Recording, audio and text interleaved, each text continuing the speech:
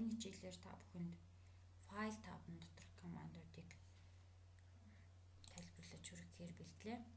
За файл тав дотор бол файлтай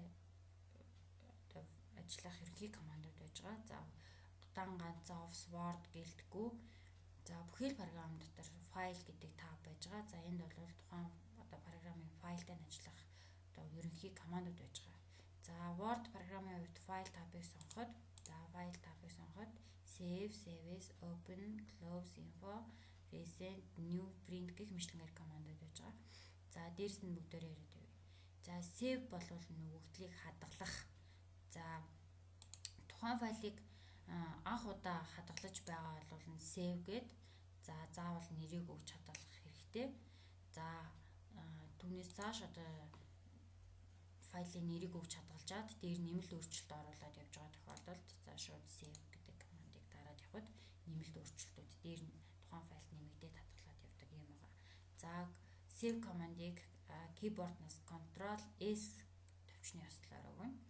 За дараагийн команд нь save as. За энэ нь тухайн файлыг нэрийг нь өөрчилж хадгалах ийм команд байна. За ямар тохиолдолд ашиглах вэ гэхээр тухайн файлыг өөр нэг газар хадгалжаад дээр нь нэмэлт өөрчлөлт оруулах, тийм ээ, засварлах. За өмнөх файл нь хിവэрэ байхын үлдээх иймэрхүү тохиолдолд save as командыг ашигладаг. За save as командыг сонгонгод save as гэж цанх нэгдэж байгаа. За энэ дээрээс бид нэр тухайн хадгалах гэж байгаа файл маань хаана хадгалагдчих байгаа вэ гэдэг замаа хянах хэрэгтэй. За бидний тохиолдолд my document дотор хадгалагдчих байна. За үүнийг хэрэглэгч өөрөө замаа дурын байдлаар тохируулж өгч болно. За жишээлбэл десктопн дээр хадгалах юм уу, дэлгэцэн дээр хадгалах юм уу, эсвэл download folder дотор хадгалах юм уу, за эсвэл D-disk-н дотор хадгалах юм уу, тийм ээ. За D-disk-ний бичиг баримт дотор хадгалах юм уу гэх мэтчлэнгээр. За дараа нь файлынхаа нэрийг нь өөрчилж бичиж өгнө. За видео хичээл за 2 гэдэг нэрийг нь өөрчилжээ. За дараачд нь эндээс save as type гэдэг list box-наас өдөр ямар төрлөөр тухайн файлыг хадгалах вэ гэдгээ сонгож өгнө. За Word документ гэх юм бол за яг тухайн Word-ийн тухайн хувилбарын файл болж хадгалагдана. За Word macro enabled document гэх юм бол за macro код энэ дээр ажиллуулах боломжтой документ. За 97-оос 2003 документ гэх юм бол энэ Word-ийн өмнөх хувилбарууд дээр нэгдэх боломжтой. Өөрөөр хэлбэл 2007, 2003 гэх мэтлэнгээр өмнөх 97-оос 2003 хүртэлх хувилбарууд дээр нэгдэх боломжтой. За зарим тохиолдолд нөгөө 2010 дээр хийсэн файл маань 2007 дээр очихоор эвдрэх, 2003 дээр бол очиод нэгдэхгүй гэх мэтлэнгээр юмрхүү тохиолдлууд гарвал 97-оос 2003 гэдэг өмнөх хувилбаруудаа дэмжих ийм төрлийг сонгож болно. За Word template гэвэл Word-ийн тийм загвар хэлбэрээр хадгална гэсэн үг. За Word macro enabled template гэх юм бол за Word-ийн нөгөө macro бичсэн загвар болгож хадгалагдана гэсэн үг байна. За PDF гэх юм бол бид нөгөө электрон ном PDF гэж мэднэ, тийм ээ. PDF хэлбэрээр хадгалагдчих юм бол тухайн файл дээр нэмэлт өөрчлөлтийг хийх боломжгүй ийм болж хадгалагддаг. За веб пэйж гэх юм веб хуудас хэлбэртэй гих мэтлэнгээр төрлүүдийг сонгож болно. За бидний тохиолдолд Word документ буюу 2010 дээр бол 2010-ын файл хэлбэрээр хадгалъя гэж тохируулъя. За бид нар дахиад замаа хянах хэрэгтэй. My computer D-disk-н дотор бичиг баримт гэсэн фолдер дотор видео хичээл 2 гэдэг нэртэй файл хадгаллаа гэдгийг хянах хэрэгтэй. За ингээд файлыг хадгаллаа. За дараа нь open. За энэ бол хадгалсан файлыг нээх команд, тийм ээ. За энэ дээрээс бид нар ямар нэгэн файлыг нээе. За тэгэхээр бол бид нар бас нэг замаа зааж өгөх хэрэгтэй. Замаа хаана байгаа тэр файлынхаа замыг зааж өгнө гэсэн үг. За энэ тохиолдолд бүгдөө десктопны бүлэг 1 гэсэн файлыг нээгээд үзье.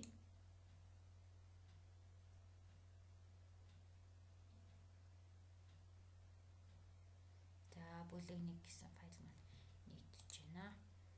За цааш нь файл тавтны командуудаа ярилцъя. За close энэ нь тухайн файлыг хаачдаг. Тухайн Word-ын файлыг хаачдаг. За close хаачлаа тийм ээ. За програмаа хаахгүйгээр за дээр нь байгаа баримтыг нь хаачдаг. Ийм команд байгаа. За бүгдээрээ open гэж жаад видео хичээлээ. Хичээл дээр ашиглах.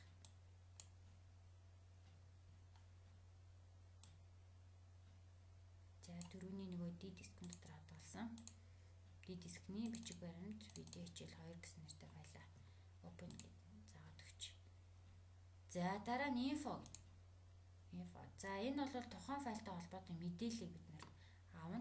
За энэ талбар руу анхаарлыг хандуулад за тухайн файлын хэмжээ, хэдэн хуудастай, дээр нь хэдэн хүн бичигдсэн. За нийт одоо тэрэн дээр ажилласан хугацаа гэх мэтлэнгээр одоо тухайн файлтай холбоотой мэдээллүүдийг бид нэр эндээс авах боломжтой.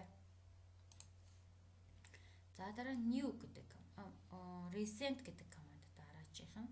За recent команд бол өмнө нь одоо Word дээр нээж байсан одоо файлуудыг харах боломжтой. За сүүлийн нэг 10 файл, 20 файл, сүүлийн хэдэн файлыг харъя гэж тохируулж өгсөн байна. Тэдгээр файлуудыг одоо нээж харах боломжтой. Ийм файл байгаа. Команд байгаа.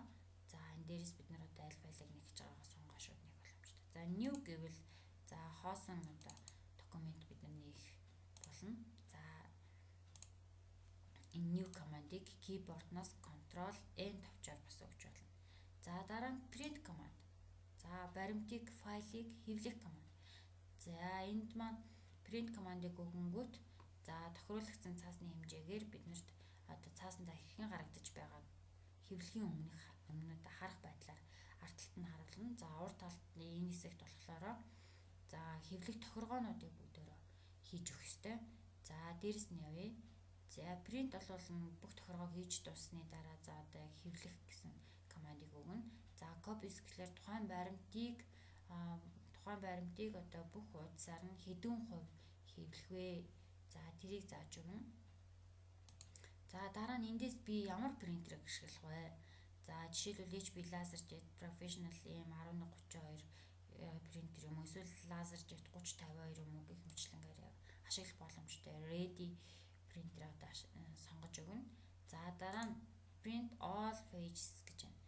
За энэ дээр нөгөө баримтын бүх хуудсыг за зөвхөн курсор батлаж байгаа хуудсыг за мөн нөгөө текстийг идэвхжүүлсэн хэсгүүдийг нөгөө хэрэглэгчийн нөгөө сонгосон одоо нөгөө хуудаснуудыг хэвлэх гэсэн ийм тохиолдлууд байж байгаа. За print one sided, print on both sided гэх мэтлэнгээр энэ тохиолдлууд нь юу юм бэ гэхлээр нөгөө баримтыг хэвлэхдээ цаасны хоёр талд хэвлэх эсвэл нэг талд хэвлэх гэдэг ийм сонголтууд байгаа. Гэхдээ бид нар бас ямар принтер ашиглаж байгаагаа бодох хэрэгтэй энд.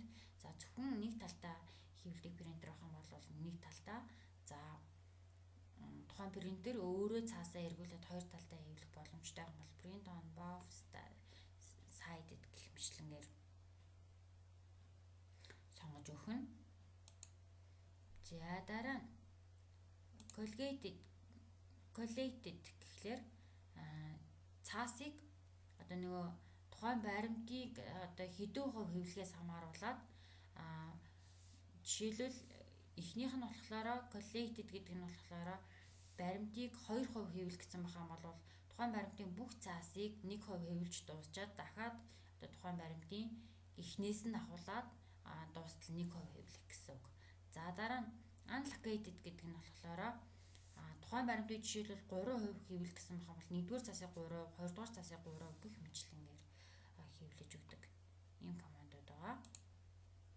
За дараа нь цаасны хэмжээгээ тохируулдаг. Принтер ямар цаасан дээр хэвлэх вэ гэдгээ тийм ээ. За тохируулж өгдөг. За дараа нь энэ дээр бид нөгөө цаасны тохиргоогоо бас энд хийж өгч болно. Текстийг цаасны ирэмгээс дөрвөн талаас нь ямар зайтай хийх вэ? За дараа нь болохоор баримтын одоо цааснуудыг одоо яг хэвлэхэд хідэн цаасан дээр одоо хідэн цаасыг нэг цаасан дээр хэвлэх вэ гэдэг тохиргоо гэсэн үг. За нэг цаасыг нэг дээр юм уу, хоёр цаасыг нэг хуудсан дээр юм уу гэх мэтлэнгээр сонголтуудыг бүгдээр хийж өгөх байгаа. байгаа. За тэгээд тохиргоог хийж дуусны дараа print командыг өгнө. За дараа нь save and send. За энэ дээр маш олон хэлбэрээр хадгалах, за илгээх энэ төр командууд байж байдаг. За эндээс бүгдээрээ нэг зүйлийг ярилцъя. За энд бол save and send гэдэг дээр grade PDF гэж байна тийм ээ. За эндээс бүгдээрээ тухайн баримтыг PDF хэлбэртэйгээр одоо хадгалах боломжтой. За grade PDF гингүүд за PDF хүрэгдэхлэн PDF тийм ээ. За video хичээл гээд за түрүүний бүгдээрээ D-disk-ний бичиг баримт гэдэг хэсэгт хадгалагдлаа. За open гээд харангуут за эндээс PDF төрлийг нь сонгонгууд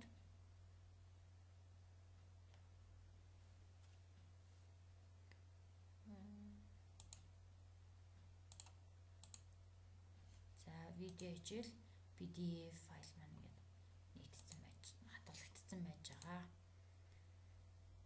За хэл болвол нь одоо Word-тай холбоотой бүх мэдээллийг түлхүүрүүгээр бүгдээр хайх боломжтой. За тэгээд түлхүүрүүгээ бид нэр англигээр буюу хайх гэж байгаа агуулгыг одоо англиар одоо хөрвүүлж хайх боломжтой. За дараа нь за option. За энэ бол Word-ийн үндсэн тохиргоог хийх цаах байгаа.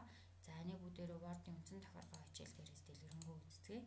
За exit бол программыг хаах, Word программыг хаах ийм командууд байна. За тэгэхээр файл тав байгаа эдгээр командууд бол ерөнхийдөө Word-ийн одоо баримттай ажиллах ерөнхий командууд гэж ойлгож байна.